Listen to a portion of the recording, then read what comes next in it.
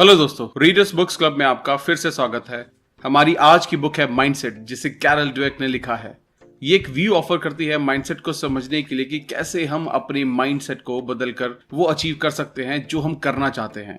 इस बुक में बताया गया है कि कैसे अपने माइंड को लर्निंग के लिए ओपन रखकर हम सीख सकते हैं और अपनी लाइफ में इन लेसन्स को अप्लाई करके जो चाहें वो अचीव कर सकते हैं। अगर आपने हमारे चैनल को अब तक सब्सक्राइब नहीं किया है तो आगे बढ़ने से पहले इमीडिएटली इस चैनल को सब्सक्राइब करें और वीडियो को इमीडिएटली लाइक भी कर दें।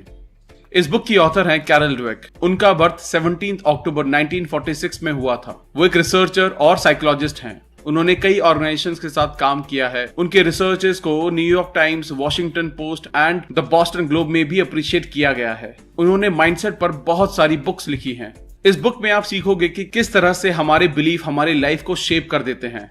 आप देखोगे कि महान लोग, चाहे वो स्पोर्ट्स में हो, बिजनेस में या किसी और फील्ड में हो, वो रातों रात सक्सेसफुल नहीं हो गए। हो सकता है कि इनमें से कुछ लोग टैलेंटेड हो, बट सारे के सारे टैलेंटेड नहीं थे। उनका भी किसी वक्त फिक्स्ड माइंडसेट था। ग्रोथ माइंडसेट डेवलप करके उन्होंने ग्रेटनेस को अचीव किया। आप समझोगे कि क्या चीज एक पर्सन को दूसरे से अलग करती है। आप देखोगे कि कैसे माइंडसेट्स हमारी पूरी लाइफ की डायरेक्शन तय करते हैं, फिर चाहे ये नेगेटिव हो या पॉजिटिव। आप ये भी जानोगे कि कैसे एक पॉजिटिव माइंडसेट डेवलप किया जा सकता है। ये बुक बहुत सारे रिसर्च पर बेस्ड है। ऑथर ये भी बताते हैं कि किस तरह हम अपने माइंडसेट को पहचान कर उसको चेंज कर सकते हैं। So let's begin. Chapter 1, mindset. जब ऑथर एक यंग रिसर्चर थे तब वो लोगों के फेलियर पर रिसर्च करते थे कि कैसे लोग फेलियर को हैंडल करते हैं, उनसे डील करते हैं। उन्होंने एक स्कूल के स्टूडेंट्स को कुछ पजल्स दिए सॉल्व करने को। स्टार्टिंग वाली पजल्स काफी इजी थी, बट अगले वाली थोड़ी हार्ड थी। अब जब स्टूडेंट्स थोड़ा परेशान हुए, ऑथर ने उनको नोटिस करना शुरू किया। ऑथर स्टूडेंट्स के बीच में डिफरेंस को एक्सपेक्ट कर रहे थे, बट उन्होंने जो देखा उससे वो शॉक्ड रह गए। हार्ड पजल्स का सामना करने के बाद एक स्टूडेंट खड़ा हुआ और बोला, मुझे ये चैलेंज में मजा आ रहा है। अगला स्टूडेंट भी खड़ा हुआ और उसने भी ऐसा ही कहा। ऑथर शॉक्ड रह गए क्योंकि उन्होंने ये एक्सपेक्ट नहीं किया था। हर एक का कोई रोल मॉडल होता है और अब ये बच्चे ऑथर के रोल मॉडल बन गए थे। अब ऑथर ये समझना चाहते थे कि किस किस माइंडसेट की वजह से बच्चों ने इस फेलियर को एज अ गिफ्ट लिया। बच्चे इस फेलियर से डिस्करेज नहीं हुए। उन्होंने ये सीखा कि वो कुछ सीख रहे हैं। लोगों में इतना अंतर कैसे होता है? जब से ह्यूमैनिटी की शुरुआत हुई है तब से लोग अलग अलग तरीके से सोचते हैं, अलग अलग तरीके से एक्ट करते हैं। सवाल ये है कि क्यों कुछ लोग ज्यादा स्मार्ट होते हैं और बाकी कम, और क्या कुछ ऐसा है जिसने उनको परमानेंटली स्मार्ट बना दिया हो? कुछ एक्सपर्ट्स ने कहा कि ये फिजिकल स्ट्रक्चर की वजह से होता है, like size and shape of skull, genes etcetera. कुछ ने कहा कि जैसा आपका एनवायरनमेंट होता है आप वैसे बन जाते हैं। सेम टाइम कुछ साइंटिस्ट का कहना है कि आपकी कैपेबिलिटी उससे कहीं ज्यादा होती है जितना कि आप सोचते हैं। आपका एनवायरनमेंट जो भी हो, एक्सपीरियंस और ट्रेनिंग से आप काफी आगे जा सकते हैं, सक्सेसफुल हो सकते हैं। The two mindset. ऑथर कहते हैं कि उनके 30 साल की रिसर्च से उन्हें यह पता चला है कि आपका दुनिया को देखने का पॉइंट ऑफ व्यू आपकी लाइफ को डिटरमाइन करता है। बट ये कैसे होता है? कैसे एक सिंपल बिलीफ आपकी पूरी लाइफ को अफेक्ट करता है? आइए जानते हैं।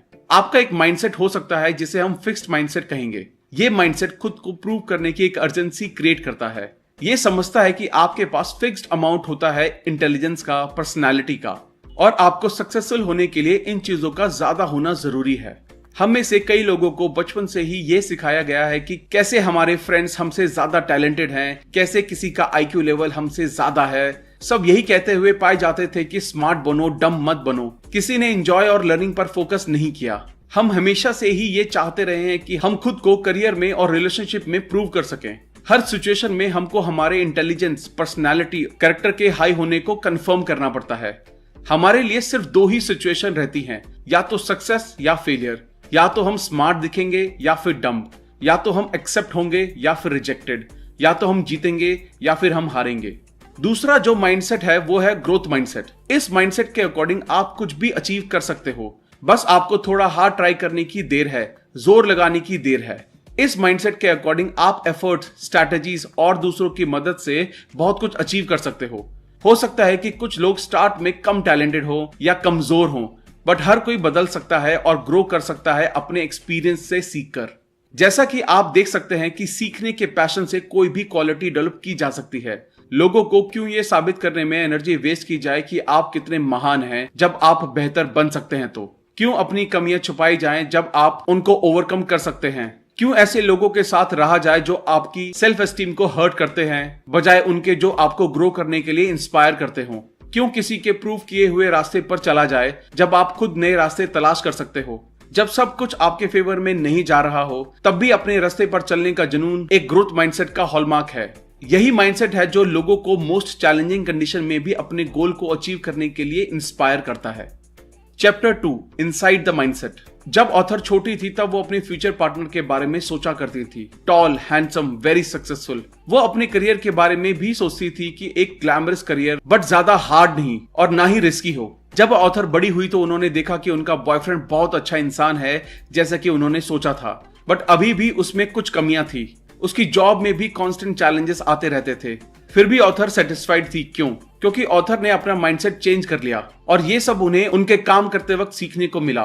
उन्होंने देखा कुछ स्टूडेंट्स अपनी एबिलिटी प्रूव करना चाहते थे जबकि कुछ स्टूडेंट्स अपनी एबिलिटी इंप्रूव करना चाहते थे। एक फिक्स्ड एबिलिटी को प्रूव करने की जरूरत होती है जबकि चेंजेबल एबिलिटी सीख कर डेवलप की जा सकती है। यहां से ऑथर को रियलाइज हुआ कि उनके पास कौन सा माइंडसेट था। उन्होंने ये रियलाइज किया कि जब आप अपना माइंडसेट चेंज करते हो तब आप एक नई दुनिया खोज लेते हो। इस वर्ल्ड में फेलियर का मतलब होता है कोई सेटबैक, कोई बुरी ग्रेड, कोई रिजेक्शन, और इन सब चीजों का मतलब होता है कि आप लायक नहीं हो। क्या सक्सेस सीखने का नाम है या ये प्रूव करने का कि हम स्मार्ट हैं? जब हम छोटे बच्चे थे तब हमने हमारी लाइफ के सबसे मुश्किल काम सीखे थे, जैसे अपने पैरों पर चलना और बोलना। बच्चे गलतियों की परवाह नहीं करते, वो चलते हैं, गिरते हैं, फिर खड़े होते हैं, फिर कोशिश करते हैं। क्या चीज इस लर्निंग को रोक देती है? जैसे ही बच्चे बड़े होकर चीजों को समझने लगते हैं वो नई चीजों को ट्राई करने में डरने लगते हैं और यही डर हमारा माइंडसेट बनता है। आपकी प्रायोरिटीज क्या हैं? अगर आपको चूज करना पड़े, आप क्या चूज करोगे? सक्सेस या चैलेंजेस, या फिर किस टाइप के रिलेशंस आप चाहते हैं? ऑथर ने कुछ लोगों पर एक्सपेरिमेंट किया। फिक्स माइंडसेट वाले लोगों ने कहा रिलेशनशिप जो उन्हें कंफर्ट फील कराए, उनको परफेक्ट फील कराए, ऐसा पार्टनर जो उन्हें पूजे। जबकि ग्रोथ माइंडसेट वाले लोगों ने कहा रिलेशनशिप जो उन्हें बेहतर बनाने में उनकी हेल्प करे, उन्हें चैलेंज करे एक बेहतर इंसान बनने के लिए, नई चीजें सीखने के लिए उनको एनकरेज करे। माइंडसेट हमारे एफर्ट का मीनिंग चेंज कर देता है। जब हम बच्चे थे तब हम सब ने एक स्टोरी सुनी थी, एक खरगोश और एक कछुए की कहानी, जिसमें खरगोश हार जाता है और कछुआ काफी स्लो होने के बाद भी जीत जाता है क्योंकि वो कंसिस्टेंटली और स्टेडीली चलता रहता है। अब आप ये सोचिए, क्या हम में से कोई भी कछुआ बनना चाहता है? नहीं, हम सब खरगोश बनना चाहते हैं जो कि थोड़ा क्लेवर हो, थोड़ी छोटी नींद ले, थोड़ा स्ट्रैटेजिकली काम करे, क्योंकि सबको पता है जीतने के लिए आपको आगे आकर रिस्पॉन्सिबिलिटी तो लेनी ही पड़ेगी, इंप्रूवमेंट तो करना ही होगा। इस टाइप की स्टोरीज के साथ प्रॉब्लम ये है कि ये स्टोरीज ईदर और सिचुएशन को रिजेंबल करती हैं। या तो आप टैलेंटेड हैं या फिर आपको ज्यादा एफर्ट लगाना होगा। ये हमें फिक्स्ड माइंडसेट की ओर ले जाता है, जैसे एफर्ट सिर्फ उन लोगों के लिए हैं जो कमजोर हैं या कम टैलेंटेड हैं। लोग हमेशा आपसे कहते रहते हैं अगर आपको किसी चीज के लिए मेहनत करनी पड़ रही है इसका मतलब ये है कि आप में वो एबिलिटी ही नहीं है, या फिर उन लोगों के पास सब कुछ आसानी से आ जाता है जो जीनियस होते हैं। दूसरी तरफ ग्रोथ माइंडसेट वाले लोग मानते हैं कि जीनियस लोगों को भी कुछ अचीव करने के लिए मेहनत की जरूरत पड़ती है। और बात जब एफर्ट्स की आती है, एफर्ट्स टेरिफाइंग होते हैं दो वजह से। एक तो फिक्स माइंडसेट के लिए जीनियस लोगों को एफर्ट लगाने की जरूरत नहीं होती, अगर जरूरत हुई तो उससे ये प्रूव हो जाएगा कि वो जीनियस नहीं है। दूसरा ये कि ये आपसे सभी एक्सक्यूजेस छीन लेता है। अगर आप हार्ड ट्राई नहीं करते तो आपके पास लोगों को कहने के लिए ये होता है कि आपने एफर्ट नहीं लगाए, अदरवाइज ये काम तो मैं कर ही लेता। बट क्योंकि आपने अब एफर्ट लगा दिया है तो देने के लिए कोई एक्सक्यूज भी नहीं बचा आपके पास। फिक्स माइंडसेट के लोगों ने कई बुक्स पढ़ी होंगी जो कहती हैं सक्सेसफुल होने का मतलब है खुद का बेस्ट वर्जन बनना, या एफर्ट ही सक्सेस का रास्ता है। बट वो लोग इन बातों को अपनी लाइफ में नहीं लगा पाते क्योंकि उनके बिलीव्स फिक्स्ड हैं, जो उनसे कहते रहते हैं सक्सेस का मतलब होता है टैलेंटेड होना। Questions and answers. क्वेश्चन, अगर आप एक बार अपने काम से अपनी एबिलिटी प्रूव कर चुके हो तो क्या आपको इसको लगातार साबित करते रहने की जरूरत है? फॉर एग्जाम्पल, एक प्रिंस ने एक ड्रैगन को मारकर अपनी ब्रेवरी प्रूव करके अपनी ड्रीम गर्ल से शादी कर ली, तो क्या उसको अब भी प्रैक्टिस करते रहने की जरूरत है क्योंकि उसको वो मिल चुका है जो उसको चाहिए था? तो आंसर ये है यस, क्योंकि हर दिन नए बड़े ड्रैगन आते रहेंगे और जैसे जैसे सिचुएशन हार्ड होती है, और ऐसा जरूरी नहीं है कि कल की एबिलिटी आज काम आ जाए, सो इम्प्रूवमेंट तो करना ही होगा। क्वेश्चन, क्या माइंडसेट परमानेंट होते हैं या फिर आप उन्हें चेंज भी कर सकते हैं? दोनों माइंडसेट की थ्योरी पढ़कर आप ये तो समझ गए होंगे कि इनको चेंज किया जा सकता है, आप अपनी सोच को बदल सकते हैं। ये भी जानना जरूरी है कि लोग हमेशा एक ही माइंडसेट में नहीं रहते। ऑथर ने अपने एक्सपेरिमेंट्स में ये देखा है कि कुछ भी सीखा जा सकता है अगर थोड़ा हार्ड ट्राई किया जाए, और ये आपको ग्रोथ माइंडसेट में ले जा सकता है। क्वेश्चन, क्या मैं फिक्स माइंडसेट और ग्रोथ माइंडसेट दोनों माइंडसेट वाला इंसान हो सकता हूं? क्योंकि मुझे लगता है कि ऐसा ही है। लोगों के अलग अलग एरियाज में अलग अलग माइंडसेट हो सकते हैं। जैसे किसी की आर्टिस्टिक स्किल्स फिक्स हो सकती हैं, बट उसका इंटेलिजेंस डेवलप किया जा सकता है। रिसर्चेस में ये पता चला है कि जिस पर्टिकुलर एरिया में आपका माइंडसेट जैसा होगा, वो आपको उसी डायरेक्शन में ले जाएगा। क्वेश्चन, क्या हम कह सकते हैं कि लोग फेल होते हैं अपने एफर्ट्स को लेकर बिलीफ के कारण? नहीं, ये सच है कि एफर्ट जरूरी है, कोई भी इसके बिना सफल नहीं हो सकता।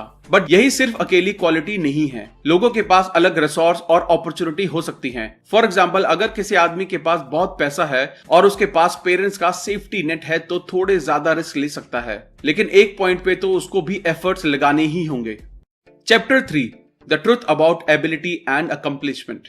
थॉमस एडिसन को इमेजिन कीजिए, उनकी लैब में एक्सपेरिमेंट करते हुए। क्या आप उनको अकेला देखते हैं? लोगों से जब ये पूछा गया तो उन्होंने इमेजिन किया कि थॉमस एडिसन कोई ऐसा आदमी रहा होगा जो वर्कशॉप में अपनी अकेला इक्विपमेंट से घिरा हुआ, एक साइड में फोटोग्राफ, व्हाइट कोट पहने हुए कोई आदमी होगा। जबकि सच ये है कि एडिसन कोई अकेला आदमी नहीं था। उनकी इन्वेंशन में उसके पास कई असिस्टेंट थे, वेल ट्रेन्ड साइंटिस्ट थे और भी बहुत लोग थे। बाकी लोगों से एडिसन को अलग करने वाली एक चीज थी, उनकी क्यूरियोसिटी और उनका माइंडसेट। बहुत सारी मिथ्स हैं कि ब्रिलियंट लोग अकेले रहते हैं, जबकि चार्ल्स डार्विन के पास उनकी पूरी एक टीम थी। मोजार्ट ने लगभग 10 साल तक मेहनत की, तब जाकर वो ऐसा कुछ बना सके जिसपे वो प्राउड फील कर सके। इनकी इसी मेहनत का नतीजा है कि वो आज ऑल टाइम ग्रेड्स में आते हैं। अगर वो अपनी एबिलिटी के भरोसे रह जाते तो आज वो वहां नहीं होते जहां वो आज हैं। Mindset and school achievement. Author ने कुछ स्टूडेंट्स को फॉलो किया जब वो अपनी जूनियर हाई स्कूल में जा रहे थे, ये देखने के लिए कि क्या वो मानते हैं कि उनका इंटेलिजेंस फिक्स है या ये कुछ ऐसा है जिसे डेवलप किया जा सकता है। जूनियर हाई स्कूल का पीरियड यूजुअली हार्ड होता है, काम कुछ ज्यादा हार्ड हो जाता है वहां। ग्रेडिंग पॉलिसीज टफ हो जाती हैं, टीचर्स स्ट्रिक्ट हो जाते हैं, मार्क्स सफर करते हैं, बट सबके नहीं। स्टूडेंट्स जो फिक्स्ड माइंडसेट रखते थे उन्होंने अपने मार्क्स में गिरावट देखी, धीरे ही सही, पर उनकी कंडीशंस बुरी होती चली गई। उन्होंने अपनी एबिलिटी को ब्लेम किया, मैं स्टूपिड हूं, मैं मैथ्स में काफी बुरा हूं। बहुत से स्टूडेंट्स ने टीचर्स और एनवायरनमेंट को ब्लेम किया। फेल होने के डर से ग्रोथ माइंडसेट वाले स्टूडेंट्स ने अपने रिसोर्सेज को यूज करके लर्निंग करना कंटिन्यू रखा। वो लोग भी घबराए पर वो डिटरमिन्ड थे, वो सब करने के लिए जो करने की जरूरत थी। स्टूडेंट जो फिक्स्ड माइंडसेट रखते थे उन्होंने इस हार्ड टाइम को एज अ थ्रेट लिया। उनको लगा कि ये हार्ड टाइम सबके सामने उनके फ्लॉज को रिवील कर देगा और उनको एक लूजर साबित कर देगा। उन्होंने अपने ईगो को प्रोटेक्ट करने के लिए अपने रिसोर्सेज को ब्लेम किया। उन्होंने कहा कि उनका गोल था सबसे स्मार्ट दिखना, ऐसा दिखना कि सबसे कम एफर्ट लगाकर काफी कुछ अचीव करने की एबिलिटी है उनमें। वो अक्सर ये स्टेटमेंट यूज करते थे, मेरे स्कूल में मेरा मेन गोल सब कुछ इजीली करना था, इसलिए मैंने ज्यादा मेहनत करना जरूरी नहीं समझा। दूसरी तरफ ग्रोथ माइंडसेट वाले स्टूडेंट्स के लिए इस बात का कोई मतलब नहीं था कि वो कोशिश करना छोड़ दे। उनके लिए ये वक्त कुछ सीखने की अपॉर्चुनिटी था। ये वक्त था कुछ नए सब्जेक्ट्स को सीखने का। एक वक्त था ये देखने का कि उन्हें क्या पसंद है और वो फ्यूचर में क्या बन सकते हैं। कंक्लूजन ये है कि हर कोई एक जैसा नहीं है, बट हम सही माइंडसेट रखकर वो सब कुछ अचीव कर सकते हैं जो हम चाहते हैं। क्या आर्टिस्टिक एबिलिटी एक गिफ्ट है? ये एक आम मान्यता है कि इंटेलिजेंस बाय बर्थ होता है, ना कि डेवलप किया जा सकता है। बात अगर आर्टिस्टिक एबिलिटी की होती है उसके बारे में भी यही कहा जाता है। फॉर एग्जाम्पल, लोग नेचुरली या तो अच्छी ड्राइंग बना लेते हैं या फिर वो नहीं बना पाते। इवन ऑथर भी इस बात को मानती थी। फिर वो एक बूढ़े आदमी से मिली जिसका नाम एडवर्ड था। वो एक ड्राइंग क्लासेस चलाता था। वो अपने क्लाइंट से उल्लू की आर्ट बनवाता था। उन्होंने ऑथर को भी यही करने को बोला। ऑथर ने कुछ ड्राइंग बनाई, फिर एडवर्ड्स ने कुछ लोगों की पहले की और बाद की ड्राइंग दिखाई। ऑथर सरप्राइज हो गई उनको देखकर कि बाद वाली ड्राइंग काफी अच्छी बनी थी। उन्होंने इसके पीछे का राज एडवर्ड से पूछा। एडवर्ड ने कहा, देखने का तरीका। ड्राइंग स्किल्स में इनमें ज्यादा चेंज नहीं आया था। चेंज आया था सही से देखने की वजह से। ड्राइंग के edges, spaces, light, shadow. Drawing सीखने के लिए हर एक कंपोनेंट को डीपली सीखना होता है और फिर उन्हें एक प्रोसेस में डालना होता है जिससे इसे सीखा जा सके। कंक्लूजन ये है कि कुछ लोग किसी चीज को बिना किसी ट्रेनिंग या बहुत कम ट्रेनिंग के साथ कर सकते हैं, बट कोई और भी इस काम को और भी अच्छे तरीके से कर सकता है अगर वो ट्रेनिंग करता रहे तो। प्रेज एंड पॉजिटिव लेबल्स का खतरा। प्रेज कैसे आपकी परफॉर्मेंस को एनहांस या हैम्पर कर सकती है। इसके लिए ऑथर ने कुछ स्टूडेंट्स पर एक एक्सपेरिमेंट किया। उन्होंने हर स्टूडेंट्स को 10 सवालों के सेट दिए सॉल्व करने को। उन्होंने जब अच्छा परफॉर्म किया तो ऑथर ने उन्हें प्रेज किया। ऑथर ने ग्रुप को प्रेज किया, आप सबने बहुत अच्छा परफॉर्म किया, आप सभी टैलेंटेड हैं। फिर उन्होंने दूसरे ग्रुप से कहा, आपने भी बहुत अच्छा किया, आपने बहुत मेहनत की। दोनों ग्रुप टेस्ट से पहले सेम थे, बट बाद में वो अलग हो गए। जिनको तारीफ मिली टैलेंट के लिए, उनमें एक फिक्स माइंडसेट डेवलप हुआ और उनमें ये साइन भी दिखाई दिए। जब ऑथर ने उनको एक नया टास्क दिया तो उन्होंने अपने फ्लॉज रिवील होने के डर से मना कर दिया। जब ऑथर ने यही टास्क ग्रोथ माइंडसेट वाले ग्रुप को दिया, उन्होंने चैलेंज एक्सेप्ट किया। कुछ दिनों बाद ऑथर ने इन सभी को कुछ क्वेश्चन दिए सॉल्व करने को। टैलेंटेड स्टूडेंट्स अच्छा परफॉर्म नहीं कर पाए और वो ये सोचने लगे कि वो अब स्मार्ट नहीं रहे। और ग्रोथ माइंडसेट वाले स्टूडेंट्स के लिए डिफिकल्ट का मतलब होता है ज्यादा एफर्ट लगाओ। उन्होंने इसको एज अ फेलियर नहीं देखा। किसी को प्रेज करने से पहले आप ये जरूर सोचें कि कंस्ट्रक्टिव वे में ही प्रेज किया जाए, ना ही डिस्ट्रक्टिव वे में। नेगेटिव लेबल्स और ये कैसे काम करते हैं। बचपन में ऑथर मैथमेटिक्स में अच्छी थी। हाई स्कूल में उन्होंने 99% स्कोर किया। तब उनके टीचर मिस्टर हेलमैन ने कहा कि लड़कियां मैथ में लड़कों के कंपेयर में अच्छी नहीं होती, और तब से ऑथर के ग्रेड कम होना शुरू हो गए। ना सिर्फ ऑथर बट कुछ और गर्ल्स स्टूडेंट्स के मार्क्स भी कम हुए। तो आपने देखा कैसे एक सिंपल लेबलिंग की लड़कियां मैथ्स में इतनी अच्छी नहीं होती, कैसे इस वजह से लड़कियों की ग्रेड्स कम हुई। और इस बात को साइकोलॉजिस्ट ने भी प्रूव किया है कि नेगेटिव लेबल से अचीवमेंट हार्म होता है। जब स्टीरियोटाइप्स बीच में आता है, वो लोगों को अपने रास्ते से भटका देता है। ये सबके साथ नहीं होता, ये उन लोगों के साथ होता है जिनका फिक्स माइंडसेट होता है। और जब कोई ऐसा बोलता है अपने बारे में, तो अपनी एबिलिटी पर हम खुद सवाल उठाने लगते हैं। जब हमें पॉजिटिव लेबल किया जाता है तो हम इसे खोने से डरते हैं, और जब नेगेटिव लेबल किया जाता है तो आप डर जाते हैं कि कहीं यही तो सच नहीं है। दूसरी तरफ ग्रोथ माइंडसेट वाले लोग मानते हैं कि कोई भी कमी परमानेंट नहीं होती, आप इन्हें ओवरकम कर सकते हैं। कंक्लूजन ये है कि नेगेटिव लेबल से डरे नहीं, ग्रोथ माइंडसेट अपनाएं और कंस्ट्रक्टिव वे में इसे लें। Chapter 4 sports the mindset of a champion. Sports में हर कोई ये मानता है कि टैलेंट गिफ्टेड होता है, इवन एक्सपर्ट्स और कोचेस भी। वो ये मानते हैं कि एथलीट जैसी फिजिक होना, एथलीट के जैसे मूव करना, ये सब नेचुरल होता है। यहाँ एक स्टोरी है बेसबॉल प्लेयर बिली बीन की। वो एक एक्सेप्शनल प्लेयर थे। सब लोग उसे एक नेचुरल टैलेंटेड और फ्यूचर स्टार की तरह देखते थे, बट जैसे ही वो मेजर टूर्नामेंट में गया, उसकी परफॉर्मेंस डिक्लाइन होने लगी। क्या बिली ने अपनी प्रॉब्लम्स को एक कंस्ट्रक्टिव वे में देखा और कोई सॉल्यूशन निकाला? नहीं, ऑफ कोर्स नहीं, क्योंकि ये एक फिक्स माइंडसेट की स्टोरी है। वो ये सोचा करता था कि नेचुरल टैलेंट को कोई भी एफर्ट की जरूरत नहीं है, एफर्ट दूसरों के लिए है। बिली अपने ही टैलेंट्स के जाल में फंस गया था। बिली द प्लेयर कभी भी इस माइंडसेट से नहीं निकल पाया और अपना करियर बर्बाद कर लिया। वहीं पर एक दूसरा प्लेयर था जो बिली के पैरेलल टीम में खेला करता था, लेनी। वो एक ऐसा खिलाड़ी था जिसको कभी किसी ने नेचुरली गिफ्टेड नहीं माना। बिली ने उसको बाद में डिस्क्राइब किया, वो फेलियर का मतलब नहीं जानता था और मैं उसका बिल्कुल अपोजिट था। बिली ने कहा, मैंने ये समझना शुरू किया कि एक बेसबॉल प्लेयर को कैसा होना चाहिए और ऐसा लेनी था, मैं नहीं। एज अ कोच बिली ने रियलाइज किया कि उसका माइंडसेट उसको पीछे ले जा रहा था। उसने ये लर्निंग्स अपनी टीम पर लगाई। वो 2002 में ऑकलैंड एथलेटिक्स का जनरल मैनेजर था। उसकी टीम ने एक सीजन में 103 मैचेस में जीत दर्ज की। उन्होंने टैलेंट नहीं खरीदे थे, उन्होंने माइंडसेट पर काम किया। नेचुरल होने का आइडिया। किसी के शरीर की बनावट दिमाग के बनावट जैसी नहीं होती, क्योंकि ये विजिबली देखी जा सकती है। साइज, शेप, बिल्ड सब विजिबल होते हैं, पर क्या ये सच में इतने मैटर करते हैं? Let's see. Maksi Burgess height 5'3", NBA में बास्केटबॉल खेला। डॉग फ्लेट कम हाइट का क्वार्टरबैक न्यू इंग्लैंड पेट्रॉइट्स के लिए खेला। पेटेग्रे जिसका एक हाथ नहीं था, वो मेजर लीग बेसबॉल खेला। ग्लेन कनिंगम एक पांव जला हुआ और डैमेज होने के बाद भी एक महान रनर बना। और ऐसे कई एग्जाम्पल हैं जो ये प्रूव करते हैं कि फिजिकल अपीयरेंस का परफॉर्मेंस से कोई लेना देना नहीं है। अगर आप कमिटेड हैं और एक ग्रोथ माइंडसेट रखते हैं, तब आप किसी भी हर्डल को ओवरकम कर सकते हैं। माइकल जॉर्डन वो एक नेचुरल एथलीट नहीं थे, बट वो हार्डेस्ट वर्किंग एथलीट थे, शायद स्पोर्ट्स की हिस्ट्री के सबसे hardest working. Success and failures होता क्या है? ग्रोथ माइंडसेट वालों के लिए सक्सेस का मतलब होता है अपना बेस्ट देना, सीखना, सुधार करना, और यही हम चैंपियंस में देखते हैं। जैकी जेनर कहते हैं, एथलेटिक्स का असली मजा हमेशा जीतने में नहीं होता, उनके लिए प्रोसेस का हर पल मजेदार होता है। वो हार को हार की तरह नहीं लेते, वो इसको इम्प्रूवमेंट की एक अपॉर्चुनिटी की तरह लेते हैं। जब वो हारते हैं, वो देखते हैं कि कहाँ गलती हुई है और सुधार करते हैं और पहले से ज्यादा काम करते हैं। ग्रोथ माइंडसेट वाले लोग सेटबैक को मोटिवेशन की तरह लेते हैं, एज अ वेकअप कॉल लेते हैं। कंक्लूजन ये है कि जैसा हम देख सकते हैं कि लगातार होने वाले सुधार मैटर करते हैं, सक्सेस तो मिल ही जाती है। हमको अपने फेलियर से सीखने की जरूरत है और इन लेसन्स को अपनी लाइफ में लगाने की जरूरत है। टेकिंग चार्ज ऑफ सक्सेस का चार्ज लीजिए। ग्रोथ माइंडसेट वाले लोग अपनी सक्सेस के लिए रिस्पॉन्सिबिलिटी लेते हैं और इसको मेंटेन करते हैं। माइकल जॉर्डन के स्किल्स उसकी एज के साथ कम नहीं हुए। बेशक उसने अपना कुछ स्टेमिना लूज किया, बट उन्होंने और भी ज्यादा मेहनत की और इसको मैनेज किया।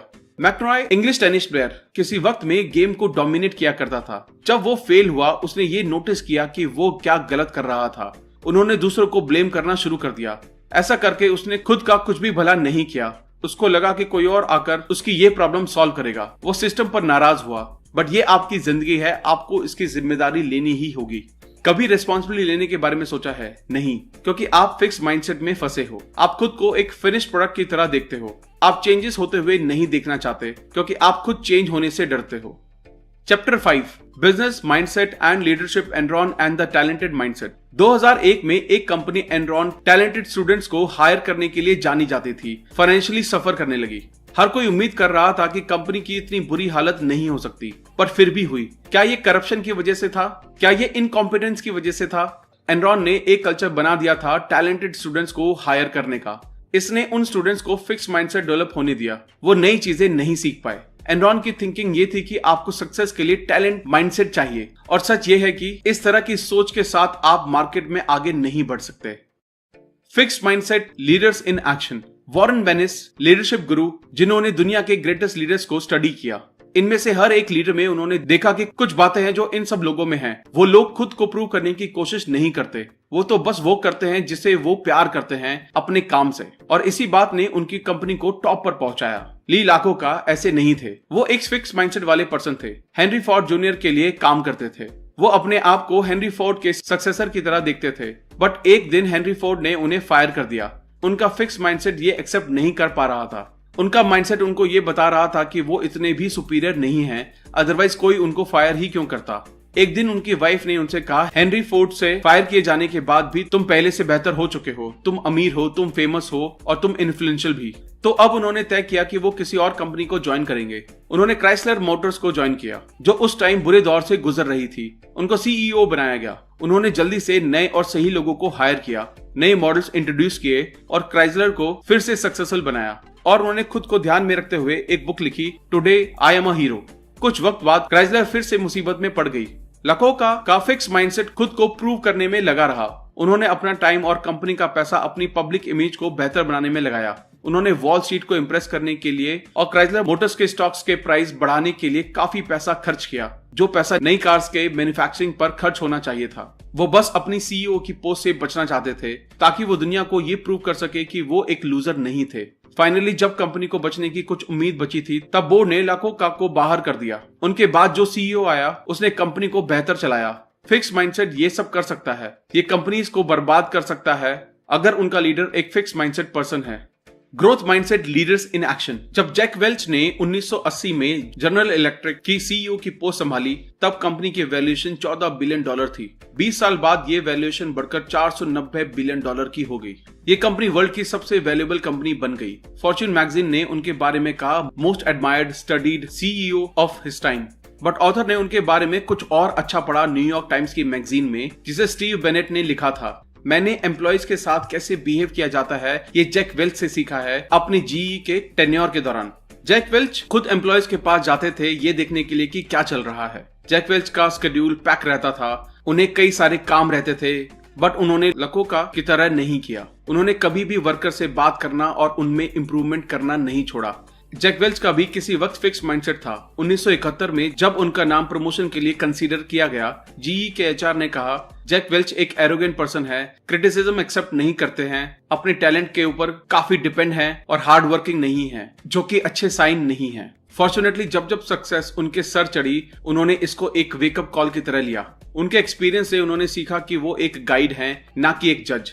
उन्होंने रियलाइज किया कि लोगों को कंपनी से बाहर करना सही नहीं है, उनकी मिस्टेक्स को इम्प्रूव करके उनको ऊपर ले जाना ज्यादा जरूरी है। और उनकी इन टैक्टिक्स ने जी को आज वहां पहुंचा दिया जहां वो आज है। चैप्टर 6 माइंडसेट इन लव और नॉट। रिलेशनशिप के स्मूथ चलते रहने के बारे में आप क्या सोचते हैं? ये कभी भी स्मूथ नहीं चलती। ये रास्ते डिसअपॉइंटमेंट्स और हार्टब्रेक से भरे पड़े हैं। कुछ लोग इन डिसअपॉइंटमेंट्स को दिल पर ले लेते हैं और फ्यूचर में भी सेटिस्फाइंग रिलेशनशिप नहीं बना पाते। इसके लिए ऑथर ने 100 लोगों पर एक एक्सपेरिमेंट किया और उनसे अपना कोई बुरा एक्सपीरियंस शेयर करने को कहा। लोगों ने अपनी स्टोरी सुनाई। वहां पर दोनों माइंडसेट के लोग थे। जब फिक्स माइंडसेट के लोगों से पूछा गया, उनको जज फील हुआ और रिजेक्टेड भी। उनका सबसे बड़ा गोल होता है अपने एक्स लवर से बदला लेना। ग्रोथ माइंडसेट वाले लोगों के लिए ये समझने के बारे में होता है कि वो माफ करते हैं और आगे बढ़ जाते हैं। ऑल्दो वो भी हर्ट फील करते हैं, बट फिर भी वो इससे सीखते हैं। वो इसको एक सीख की तरह लेते हैं, क्योंकि हर रिलेशनशिप आपको कुछ सिखाती है और सही पार्टनर ढूंढने में आपकी मदद करती है। Mindsets falling in love. अभी तक हमने देखा है कि फिक्स माइंडसेट वाले लोग सोचते हैं कि आपकी क्वालिटीज फिक्स माइंडसेट होती हैं, बट रिलेशनशिप में 3 फैक्टर्स होते हैं: आप, आपका पार्टनर और आपकी रिलेशनशिप। फिक्स माइंडसेट के लिए ये तीनों ही फैक्टर्स परफेक्टली अलाइंड होनी चाहिए, बट ग्रोथ माइंडसेट वाले लोग ये मानते हैं कि आप हमेशा क्वालिटी और कैरेक्टर डेवलप कर सकते हो, खुद में, अपने पार्टनर में और अपने रिलेशनशिप में। फिक्स माइंडसेट वाले लोग 2 तरह से सोचते हैं। अगर आपको अपनी रिलेशन पर काम करना पड़े तो ये रिलेशनशिप परफेक्ट नहीं है। इन लोगों के साथ एक समस्या ये है कि इनको लगता है सब चीजें ऑटोमेटिकली ठीक हो जाएंगी। रिलेशनशिप में प्रॉब्लम्स होने का वो ये मतलब लगाते हैं कि उनका पार्टनर फेथफुल नहीं है। The partner as enemy. Fixed mindset वाले लोगों के साथ ये प्रॉब्लम होती है कि जब भी रिलेशनशिप में कोई प्रॉब्लम आती है, वो अपने पार्टनर को दुश्मन की तरह ट्रीट करने लगते हैं। जब इनके लिए और चीजें काम नहीं कर रही होती हैं, तो वो किसी और को ब्लेम नहीं कर सकते, बट जब रिलेशनशिप ठीक से काम नहीं कर रही होती है, वो अपने पार्टनर को ब्लेम करते हैं। रिमेंबर, फिक्स माइंडसेट वाले लोगों के लिए किसी को माफ करना कितना मुश्किल होता है। वो लेबल फील करते हैं जब कोई उनको रिजेक्ट कर देता है, बट जब वो अपने पार्टनर को अच्छे पर्सन की तरह देखते हैं तो अपनी रिलेशनशिप में वो खुद को बुरा मानने लगते हैं। वो ये सोचते हैं कि अगर मेरा पार्टनर अच्छा पर्सन है तो फिर ये रिलेशनशिप शायद मेरी ही वजह से प्रॉब्लम में है। यही पेरेंट्स के केस में भी होता है। जब पेरेंट्स सपोर्टिव होते हैं फिर भी बच्चे अच्छा परफॉर्म नहीं कर पाते, तो वो ये सोचने लगते हैं कि मेरे पेरेंट्स तो सपोर्टिव हैं, फिर भी अगर मैं अच्छा नहीं कर पा रहा हूँ तो इसमें जरूर ही मुझ में कोई कमी होगी। Competition, who is the greatest. Relationship में अगर आपके पास एक फिक्स माइंडसेट है तो आप खुद को प्रूव करना चाहते हैं अपने पार्टनर के सामने। ऐसे में अपने पार्टनर के साथ कंपटीशन करने लगते हैं, कौन ज्यादा स्मार्ट है, टैलेंटेड है और लाइकेबल है। सुजैन का बॉयफ्रेंड सोचता था कि वो सबका अटेंशन ग्रैब कर लेती है हर एक पार्टी में, और वो खुद को इंफीरियर फील करता था। उन लोगों ने एक कॉन्फ्रेंस अटेंड की। वहां उन्होंने देखा कि सब लोग सुजैन को प्रेस कर रहे हैं। मार्टिन चिढ़ गया। पार्टी फिनिश होने के बाद जब ये दोनों कार में बैठे तब भी ड्राइवर ने सुजैन की ही तारीफ की। मार्टिन और चिढ़ गया। लकीली मार्टिन ज्यादा कॉम्पिटिटिव नहीं था, अदरवाइज सिचुएशन वर्स हो सकती थी। और यहाँ पर फिक्स माइंडसेट ये बात एक्सेप्ट नहीं कर पाता कि आपका पार्टनर आपसे बेहतर है। Developing in relationships. जब लोग रिलेशनशिप में होते हैं उनको अक्सर ऐसा पार्टनर मिलता है जो उनसे अलग होता है। वो ये सीख नहीं पाते कि डिफरेंसेस के साथ कैसे डील करना है। एक अच्छी रिलेशनशिप में लोग ऐसे स्किल्स डेवलप करते हैं, दोनों पार्टनर एक साथ ग्रो करते हैं और रिलेशनशिप बेहतर हो जाती है। Chapter 7, parents, teachers and coaches, where do mindsets come from. जब पेरेंट्स से पूछा गया तो उन्होंने हमेशा ये कहा, हम अपने बच्चों को ग्रो होते हुए देखना चाहते हैं। हम ऐसा कुछ भी नहीं करेंगे जिससे उनकी स्टडी या लाइफ को नुकसान हो। बट क्या ये सच है? Let's see. कई पेरेंट्स अपने बच्चों के लिए कहते हैं कि उनकी क्वालिटीज परमानेंट हैं और दूसरे बच्चे ब्रिलियंट हैं, पर उनका बच्चा नहीं है। दूसरी तरफ पेरेंट्स तारीफ में कहते हैं कि तुम अच्छी प्रोग्रेस कर रहे हो और हम इससे खुश हैं। यहीं से वो फिक्स माइंडसेट और ग्रोथ माइंडसेट अडॉप्ट करना शुरू कर देते हैं। टीचर्स और कोचेस भी सेम वे में स्टूडेंट्स को ट्रीट करते हैं। Parents and teachers, messages about success and failure. तुमने ये सब जल्दी सीख लिया, तुम बहुत स्मार्ट हो, तुम बहुत टैलेंटेड हो, तुमने अच्छा कर दिखाया इतना कम पढ़ने के बाद भी। क्या ये मैसेजेस सपोर्टिव नहीं है? बिल्कुल हैं, बट जरा इसकी दूसरी साइड भी देखिए। अगर मैं कोई और चीज जल्दी से सीख नहीं पाता, इसका मतलब मैं स्मार्ट नहीं हूँ। अगले किसी टेस्ट में अगर मैं हार्डवर्क से अच्छे मार्क्स नहीं लाता हूँ तो मैं टैलेंटेड नहीं हूँ। ऐसे सपोर्टिव मैसेजेस भी बच्चों को फिक्स माइंडसेट की तरफ धकेल देते हैं और वो टैलेंट के साथ और भी ज्यादा ऑब्सेस हो जाते हैं। Reassuring children. कैसे बच्चे को किसी टेस्ट या परफॉर्मेंस के पहले सिक्योर फील करवाया जाए। बच्चों को उनके टैलेंट के बारे में रीअश्योर करना बैकफायर कर सकता है। वो इस बात से डरेंगे कि कहीं वो अच्छा परफॉर्म नहीं कर पाए तो लोग उनको लेस टैलेंटेड समझेंगे। अक्सर पेरेंट्स कहते हैं, देखो तुम स्मार्ट हो इसलिए फिक्र करना बंद करो, तुम्हें पता है तुम अच्छा परफॉर्म करोगे। वो सपोर्टिव हैं बट साथ ही साथ डिस्ट्रक्टिव भी। क्या ये एक तरीका हो सकता है? हर कोई हमको जज करेगा बट हम नहीं करेंगे। हमें खुशी है कि तुमने सीखा और तुम अभी भी सीख रहे हो। Constructive criticism more about failure messages. हमने ये कई बार सुना है कंस्ट्रक्टिव क्रिटिसिज्म, बट क्या हम सच में कंस्ट्रक्टिवली क्रिटिसाइज करते हैं? कंस्ट्रक्टिव मींस किसी बच्चे की हेल्प करना, किसी प्रॉब्लम को सॉल्व करने में, एक बेटर पर्सन बनने में। यहाँ 2 एग्जाम्पल हैं। बेटे, मुझे बहुत बुरा लगता है जब तुम अपना काम फिनिश नहीं करते। तुम कब तक ये काम फिनिश कर लोगे? या फिर बेटे क्या कुछ ऐसा है जिसे समझने में मैं तुम्हारी मदद कर सकता हूँ? क्या तुम चाहते हो तुम्हारा असाइनमेंट समझने में मैं तुम्हारी हेल्प करूँ? आपने देखा कि किस तरह कंस्ट्रक्टिव क्रिटिसिज्म किया जा सकता है और एज अ पेरेंट और एज अ ह्यूमन बीइंग हमें यही करना चाहिए। Mindset can be a life and death matter. Parents अपने बच्चे का हमेशा भला चाहते हैं बट कभी कभी इनको मुसीबत में भी डाल देते हैं। यहाँ एक स्टोरी है सुजैन की। उसके पेरेंट्स चाहते थे कि उनकी लड़की हार्वर्ड बिजनेस स्कूल जाए बट सुजैन को साइंस में इंटरेस्ट था और उसके पेरेंट्स के प्रेशर की वजह से वो डिप्रेशन में चली गई। इस वजह से कभी कभी उसकी ग्रेड्स A+ आ जाती पर कभी कभी F ही रह जाती। ऐसी सिचुएशन बच्चों को सुसाइड टेंडेंसी की तरफ भी ले जाती हैं। What makes a great teacher और पेरेंट? कई टीचर्स सोचते हैं कि अपने पढ़ाने के स्टैंडर्ड को लो करके वो स्टूडेंट्स को बेहतर समझा सकते हैं और इससे स्टूडेंट्स को सक्सेसफुल फील होगा, बट ये चीज काम नहीं करती है। स्टैंडर्ड लोअर करके आप सिर्फ कम एजुकेटेड स्टूडेंट्स बना रहे होते हैं। अच्छे टीचर विश्वास करते हैं ग्रोथ में और वो लर्निंग के बारे में सोचकर रोमांचित होते हैं और स्टूडेंट्स में भी यही माइंडसेट डेवलप करते हैं। Chapter 8 changing mindset, a workshop, the nature of change. जब ऑथर अपनी फर्स्ट ग्रेड में थी उसकी फैमिली नए टाउन में मूव कर गई। वहां के स्टूडेंट्स और माहौल ऑथर से अनफेमिलियर थे।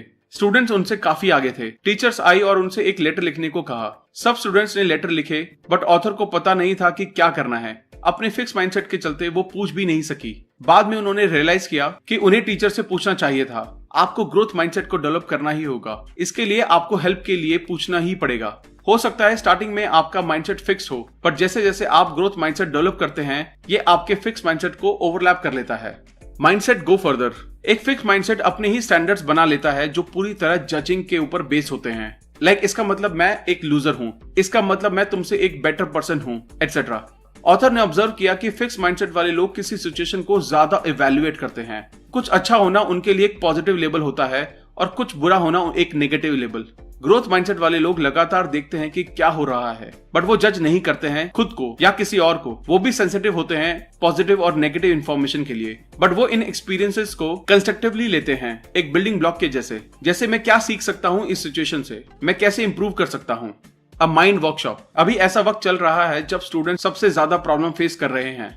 कई लोग अपने ब्रेन को एक मिस्ट्री की तरह देखते हैं। उनको ये पता नहीं होता कि ये कैसे काम करता है। कई लोग ये सोचते हैं कि लोग या तो स्मार्ट पैदा होते हैं या एवरेज या फिर डम पैदा होते हैं और पूरी लाइफ ऐसे ही रहते हैं। बट नई रिसर्च से ये शो हुआ है कि ब्रेन एक मसल की तरह होता है। जितना आप इसको यूज करते हैं उतना ये मजबूत होता चला जाता है और ये साइंटिफिकली भी प्रूव हो चुका है। जितना आप सीखते हैं उतना आप बढ़ते हैं। जितना आप इसे चैलेंज करते हैं सीखने के लिए उतने ही ब्रेन सेल ज्यादा बन जाते हैं। जो टास्क आपको किसी टाइम पर टफ लग रहे होते हैं वो टास्क अब इजी लगने लगते हैं। People who don't want to change. Entitlement. Fixed mindset वाले लोग सोचते हैं कि वो सही हैं, दुनिया को बदलना चाहिए ना कि उन्हें। वो एक बेटर जॉब, एक बेटर घर, एक बेहतर पार्टनर होना अपना हक समझते हैं। वो ये मानते हैं कि दुनिया को उनकी वर्थ समझकर उन्हें अकॉर्डिंगली सब कुछ दे देना चाहिए। The dilemma. आप सोचते हैं मैं यहाँ ये लो लेवल की जॉब कर रहा हूँ, मैं ये काम करना डिजर्व नहीं करता हूँ, मैं हायर पोस्ट पे होना डिजर्व करता हूँ। आपके बॉस सोचते हैं कि आपका एटीट्यूड सही नहीं है। जब उन्हें किसी हेल्प और रिस्पॉन्सिबिलिटी की जरूरत होती है तब वो आपकी तरफ नहीं देखते हैं। जब प्रमोशन देने का वक्त आता है वो आपको नहीं देते हैं। The reaction of two mindset. वो मुझसे डरता है, आप कड़वाहट में कहते हैं, क्योंकि आपका फिक्स माइंडसेट आपसे ये सब कहता है। आपके दिमाग में लोगों को आपके टैलेंट को पहचानना चाहिए और आपको रिवॉर्ड देना चाहिए। बट जब वो ये नहीं करते हैं तो आप इसको अनफेयर बताते हो। बट जब आप ग्रोथ माइंडसेट अपनाते हैं आप नए तरीके से सोचने लगते हैं। आप सोचने लगते हैं कि कुछ स्टेप्स को अपनाकर सिचुएशन को अपने फेवर में किया जा सकता है। आप हार्डवर्क करना कंसीडर करते हैं और लोगों के साथ ज्यादा हेल्पफुल होते हैं तो आप अपने बिजनेस के बारे में बहुत कुछ सीख सकते हैं और एक अच्छा प्रमोशन भी पा सकते हैं। आप इस बात में यकीन करने लगते हैं कि कुछ लोग आगे होते हैं क्योंकि वो अपने काम के लिए कमिटेड होते हैं और एफर्ट्स लगाते हैं। थोड़ा थोड़ा एफर्ट लगाकर वो सिचुएशन को अपने फेवर में ही कर लेते हैं। Thank you guys, I hope ये वीडियो आपको अच्छी लगी होगी। आई होप आप इस वीडियो से बहुत कुछ सीखकर अपने आसपास के लोगों को, अपने आसपास की सिचुएशन को चेंज कर पाएंगे, वो भी सिर्फ अपने माइंडसेट को चेंज करके। अगर आपको ये वीडियो अच्छी लगी तो इमीडिएटली इस चैनल को सब्सक्राइब करें, वीडियो को लाइक और कमेंट करना ना भूलें। और अगर आप हमारे चैनल के साथ कोलैबोरेट करना चाहते हैं तो इमीडिएटली हमें ईमेल करें। थैंक यू सो मच, जल्दी मिलेंगे और भी बेहतर वीडियो के साथ। Thank you.